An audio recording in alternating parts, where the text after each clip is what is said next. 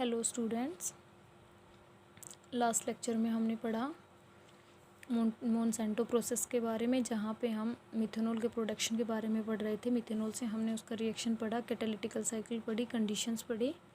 अभी हमारा नेक्स्ट है ब्रिटिश पेट्रोलियम और कैटिवा प्रोसेस के बारे में। कैटिवा प्रोसेस भी मोनसेंटो प्रोसेस के जैसी ही है।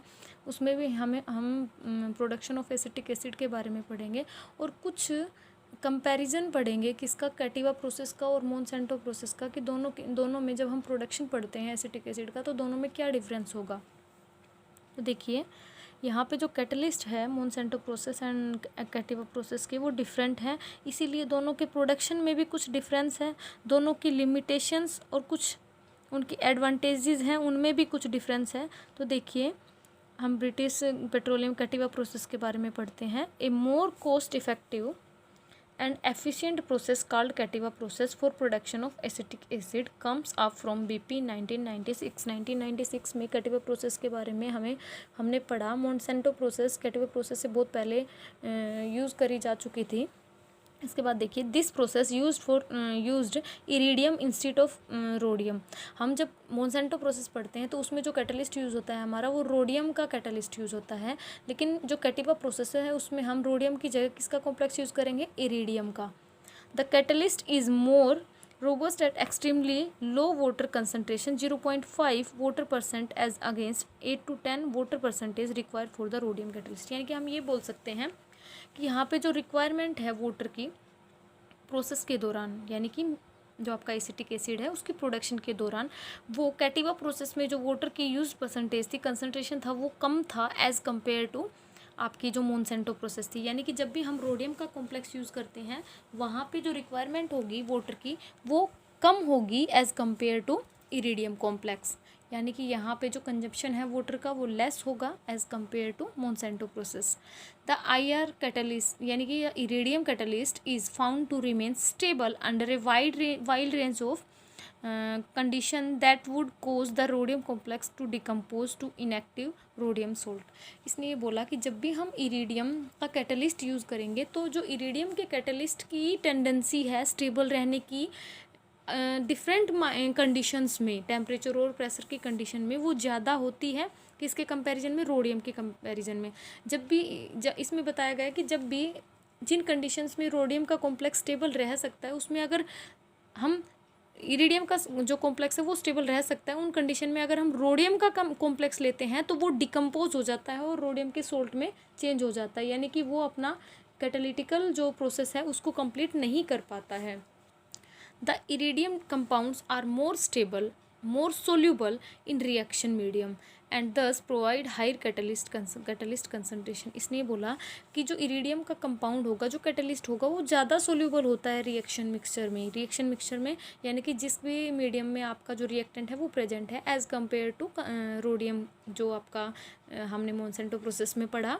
तो इस तरह से जो हमारा कंसंट्रेशन होता है वो भी ज़्यादा होता है प्रोडक्ट का, किसके कंपैरिजन में, मोनसेंटो प्रोसेस के कंपैरिजन में। यानी कि ये बोलना चाह रहा है कि जो इरीडियम का कैटलिस्ट होगा कैटिवा प्रोसेस में वो ज़्यादा सोल्यूबल होगा, यानी कि वहाँ पे होमोजेनियस कैटालिसिस ईजिली हो जाएगा एज़ कम्पेयर टू जो आपकी मोनसेंटो प्रोसेस है उसके कंपैरिजन में।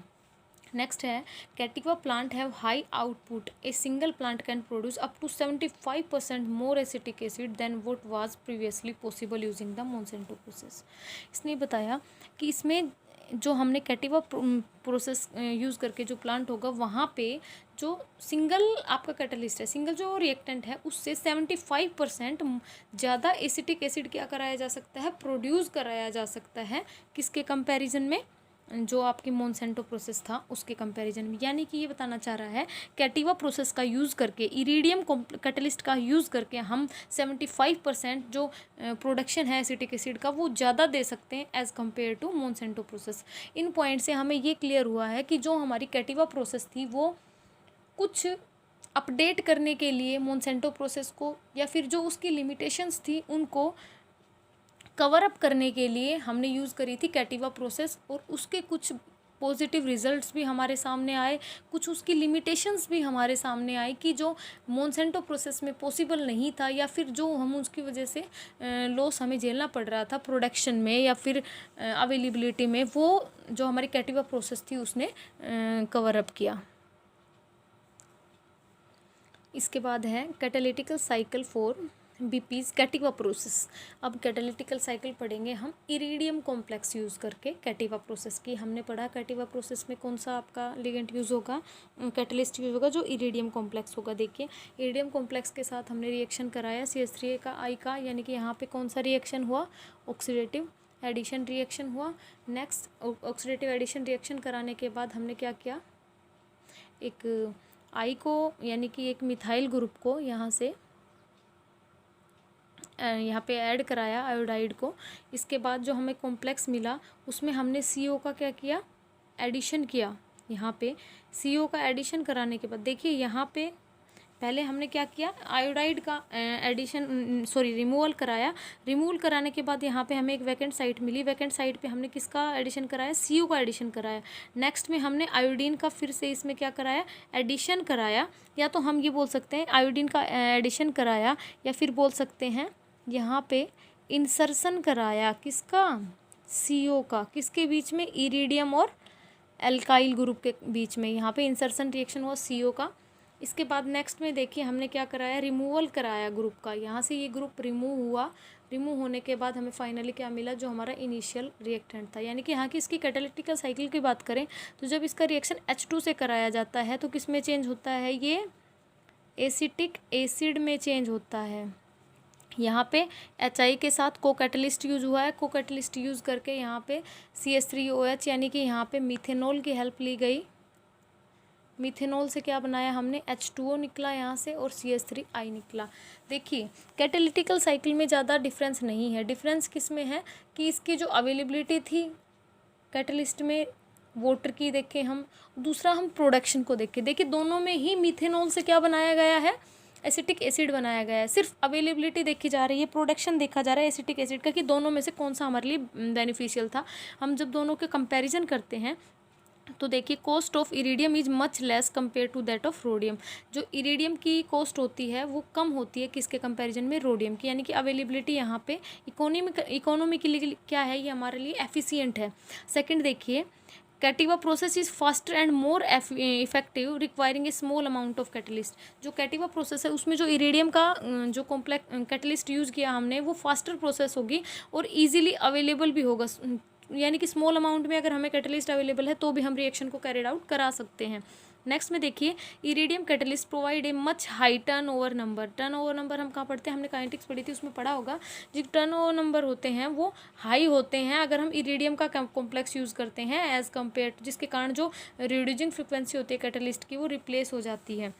It is more selective for methanol, increase overall yield and reduce byproduct, resulting in lower purification cost and reduced waste। इसने ये बताया कि जो मिथेनॉल यूज़ करते हैं इसमें बहुत ज़्यादा सेलेक्टिव होती है इरिडियम के केस में। इससे ओवरऑल जो यील्ड होगी, प्रोडक्शन होगा एसिटिक एसिड का, वो इंक्रीज हो जाएगा और बाई प्रोडक्ट डिक्रीज होगा। बाई प्रोडक्ट डिक्रीज होगा तो हमारे जो प्योरीफिकेशन कॉस्ट है वो कम हो जाएगी, यानी कि रिड्यूस जो वेस्ट है वो कम होगा, उस पर प्योरीफिकेशन में जो हमारा प्योरीफिकेशन कॉस्ट है उसमें डिक्रीज आएगा। इसके बाद है Cativa process have a high output, it give 75% more acetic acid. जैसे कि हमने अभी पढ़ा भी था कि जो कैटिवा प्रोसेस में प्रोडक्शन होता है एसिटिक एसिड का वो 75% ज़्यादा होता है as compare to Monsanto process. यानी कि कैटिवा प्रोसेस यूज़ करके हम ईजीली एसिटिक एसिड ज़्यादा प्रोड्यूस कर सकते हैं कम आपकी जो कंजप्शन है उसको लेके। यानी कि हमने इससे ये रिजल्ट निकाला कि जो मोनसेंटो प्रोसेस थी उसके कंपैरिजन में हमारी जो कैटिवा प्रोसेस होती है वो ज़्यादा बेनिफिशियल होती है। उसमें जो कैटलिस्ट यूज़ होते हैं वो इजीली अवेलेबल और जो हमारी प्रोडक्शन की पावर है उसको भी क्या कर देते हैं, वो इंक्रीज़ कर देते हैं।